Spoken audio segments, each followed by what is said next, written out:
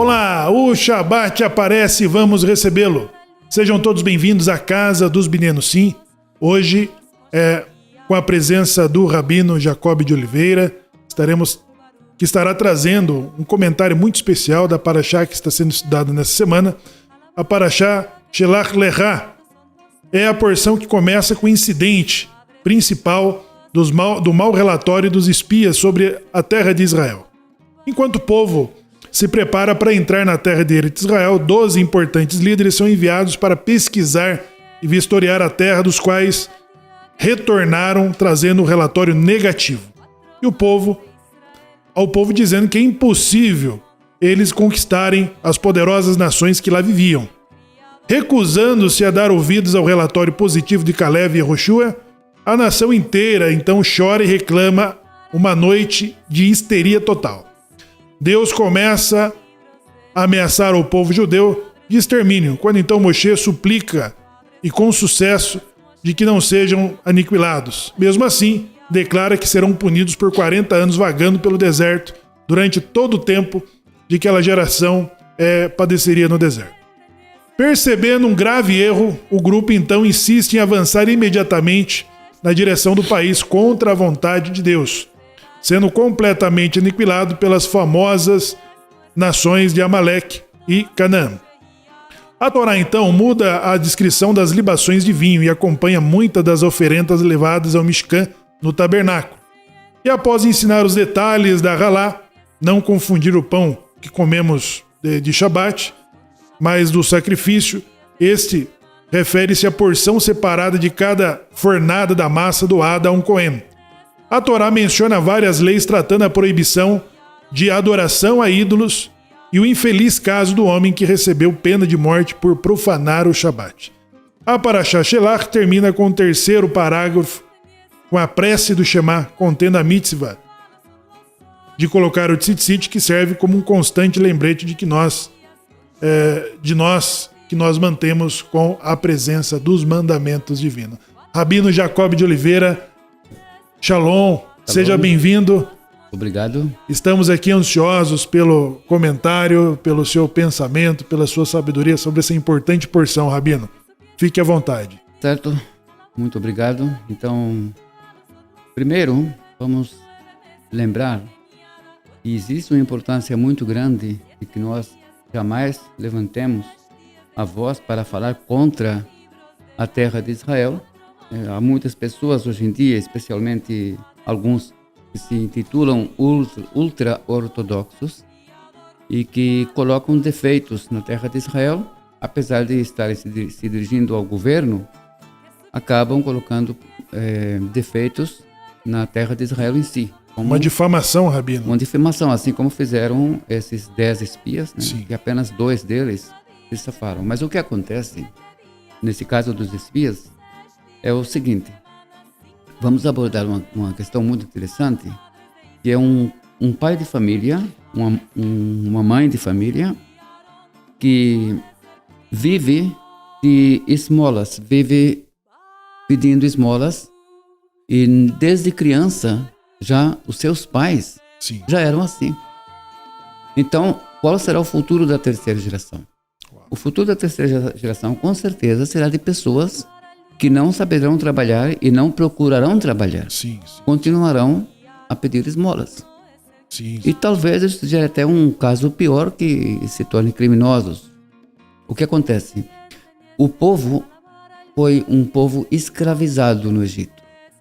Uma geração escravizada, a tendência da próxima geração é manter aquela mentalidade de escravo. E essa mentalidade de escravo que já herdaram dos pais lá no Egito, enfraqueceu o povo. Enfraqueceu o povo, e esses 10 espias que falaram mal de tudo que estava lá e que criticaram e que disseram que nunca poderiam vencer, já vem dessa mentalidade influenciada pela situação na qual estavam. Uau! Quando nós pensamos nisto, nós precisamos pensar em nós mesmos. Como isso se aplica em nossas vidas. Certo. Como nós podemos entender que uma breve retrospectiva sobre nossa situação psicológica, nossa situação, porque todas as pessoas sabem que todo mundo tem alguma coisinha, tem algum probleminha, alguma coisa que já se passou na vida. E só não se deixar cair na mesma situação de escravos, filhos de escravos, netos de escravos, e continuar naquela mesma situação. Então, certa vez, uma pessoa me perguntou sobre prática de yoga, prática de tai chi, e eu falei, olha, até mesmo práticas do Zen budismo. Tudo que for útil para você se livrar de alguma coisa que você tenha influência na sua mente, é importante. Você não está fazendo uma idolatria por fazer alguma prática de exercício mental de Zen budismo. Sim. Você não está fazendo nenhuma idolatria se você fizer yoga e não tomar a mesma direção que eles tomam, porque o problema deles está exatamente na direção. Existe uma prostração ao sol. Se você fizer isso em outra direção, você não é a mesma coisa. Já descaracteriza uma idolatria. Exato. Então, vai fazer bem para a mente? Vai fazer uma harmonia? Sim. Então, aproveite e use isto. Tai Chi é uma prática de uma luta que, ao mesmo tempo, é uma prática que vai te desenvolver espiritualmente e te dar um autocontrole. Sim. O primeiro exercício do Tai Chi, para as pessoas que não sabem, é endurecer a parte posterior das coxas e amolecer a parte superior acima das coxas, quer dizer, a região glútea. E depois realizar exatamente o oposto. É muito complicado, é quase impossível, mas a pessoa com o tempo vai ver que isso sim é possível. A mesma coisa aqui. Não é possível vencer aquele povo. A mesma situação. Às vezes a pessoa pensa que é impossível, mas com várias tentativas acaba conseguindo. Então, a questão da superação está em cada indivíduo, em cada pessoa. O Rabino Jacob de Oliveira tem cidadania israelense, né, serviu o IDF, né, aonde ele também obteve ali o acesso às principais yeshivot, né, para que hoje tivesse essa capacidade de compartilhar conosco. Rabino, então, existe por parte, o senhor falava a princípio sobre um comportamento antisionista de uma determinada linha ultra-ortodoxa. Exato. Equipara-se, então, esse antisionismo, né? Nós já presenciamos essa ultra-ortodoxia em uma reunião com Ahmadinejad, que era um inimigo declarado de Eretz Israel, em que eles abençoavam esse rabino contra Israel. Já que ele declarava esse polêmico presidente iraniano, ele negava o Holocausto, de que o Holocausto não existiu, e, ao mesmo tempo, ele declarava que Israel deveria ser varrido para o mapa. É com essa gravidade que pode-se comparar um antisionismo, não um antissemitismo, um antisionismo com um comportamento de má relata da terra, Rabino? O antisionismo em si, não. Por quê? Porque existe a teoria dos antisionistas, de alguns antisionistas, de que o Estado de Israel foi criado pelos iluministas entre os judeus. Sim. Com a finalidade de erradicar o judaísmo da face da terra. E existiu realmente essa possibilidade. Os que criaram os primeiros kibbutzim em Israel até levantaram aquela antiga forma de pensar dos helênicos, de que pode-se ter relacionamentos sem casamento, para que as crianças nasçam sem ninguém saber quem é o irmão dele, quem é o pai dele, quem é a mãe dele. Sim, então isso realmente são coisas que aconteceram. Então, quando vem por esse prisma, nós entendemos, mas o problema aqui desse pessoal ultra-ortodoxo é duplo. Primeiro, eles pegam um texto do Talmud, no Tratado Ketubot, na página 111, e fazem disso um texto literal, sendo que não é um texto literal, porque daquele texto não foi promulgada nenhuma halachá. Se tivesse sido promulgada uma halachá, haveria proibição de criar o Estado de Israel.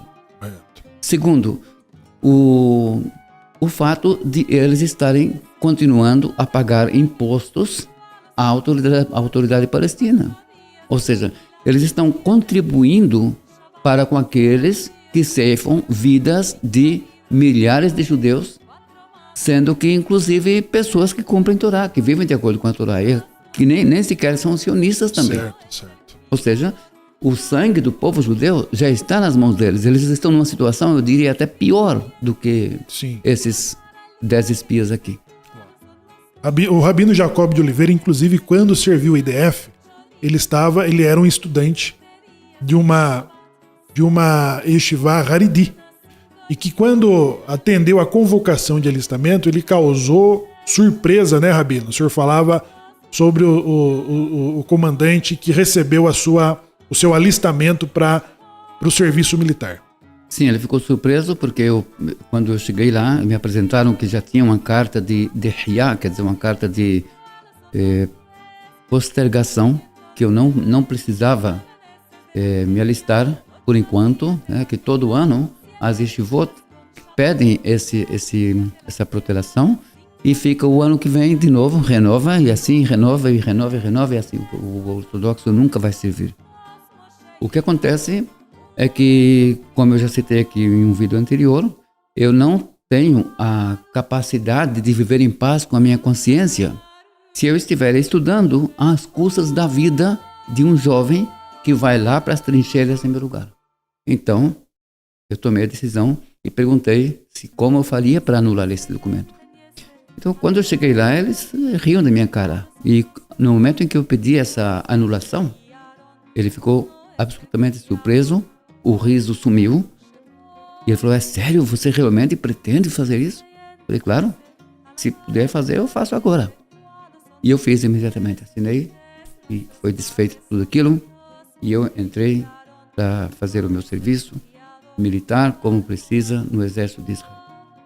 Eu acho que, assim como está escrito no Talmud, as pessoas que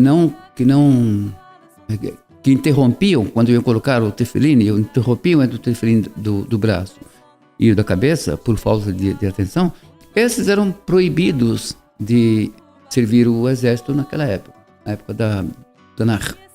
Agora, quando a gente observa isso, pode ser simplesmente por falta de atenção, como o Yehoshua também teve o cuidado de ver quem é que tomava água lá no riacho, mas prestava atenção em volta. Mas, por outro lado, aqui tem outro raciocínio muito lógico, que é: quem deve ir para o serviço militar para cumprir é exatamente aqueles que cumprem os mandamentos. Esses é que mais precisam estar lá. É nesses que nós confiamos. Então, é uma falha muito grande, na minha opinião, da maioria dos rabinos não deixarem que os alunos sirvam as Forças Armadas em Israel. Eu acho muito grave isso. Muito bem. Rabina, a Haftará desta paraxá, eu não sei se o senhor poderia nos falar um pouco sobre Rahav, né, que acolhe ali aqueles espias exatamente na conquista, na liderança de Yehoshua ben Nun. Ela vai usar exatamente a verdade dos espias sobre o que eles encontraram na Terra, causou o pânico, né? Verdade ou mentira, eu não sei, mas foi um lashon hará, foi uma difamação. Já a Rahav, ela se comportou quando ela ocultou a presença dos espias ali, do pessoal que perseguiram a presença, sentiram a presença dos espias, e Rahav, ela os escondeu e os despistou. O que o senhor nos diz desse comportamento de Rahav? Primeiro, é muito importante entender que, ao contrário desses espias, toda a região, todos os 7 povos cananeus estavam morrendo de medo do povo de Israel. E a questão aqui é que as mulheres elas são mais espirituais que os homens. Isso sempre foi assim. Elas têm uma ligação maior. É exatamente por isso que quando a mulher é criada, ela não é criada diretamente do barro, como o homem. Não que esteja falando que isso é literal.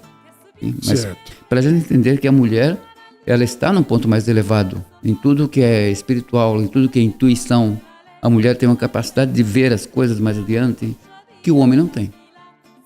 Então, Rahav, logicamente, ela viu o que ia acontecer realmente. Ela teve uma como se fosse uma visão do que vai acontecer. Ela sentiu, ela percebeu, a intuição dela. E ela decidiu tomar esse partido e acabou se tornando uma filha de Israel, por adoção. E com essa adoção, pelo que nós sabemos, ela acabou se tornando também esposa de Yehoshua ben Nun. Se tornou esposa de Yehoshua ben Nun. Muito bem. Nós temos né, nesta paraxá, Rabino,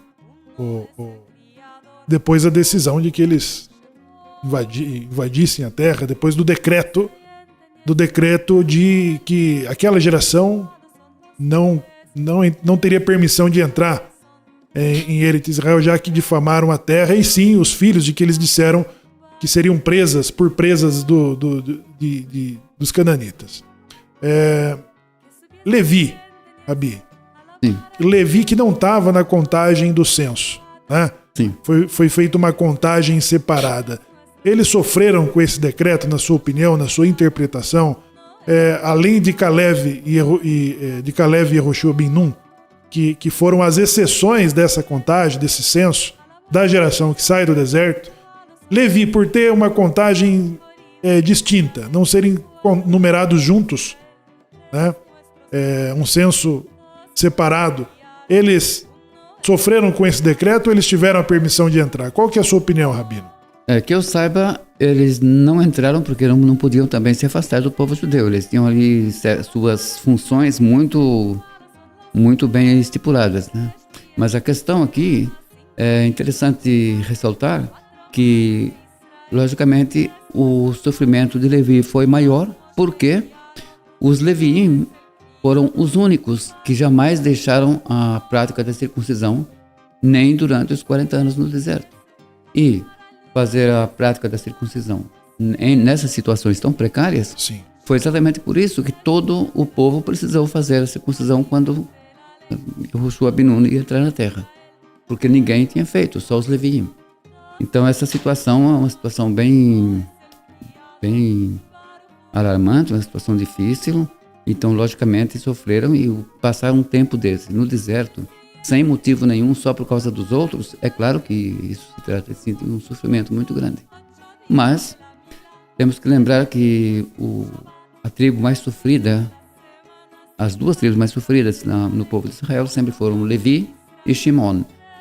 Apesar de que Levi foi provado que o que fizeram lá em Shechem, foi comprovado que não fizeram por sua honra própria, fizeram sim, por Deus, e Shimon foi o contrário. Exatamente por isso é que Levi saiu depois um pouco melhor do que a situação de Shimon. Mas mesmo assim, quando nós abrimos as halachot sobre Matanot Kehuná, sobre outras coisas, e há a importância grande de estar sempre presenteando os Leviim, ou dando assistência de alguma forma.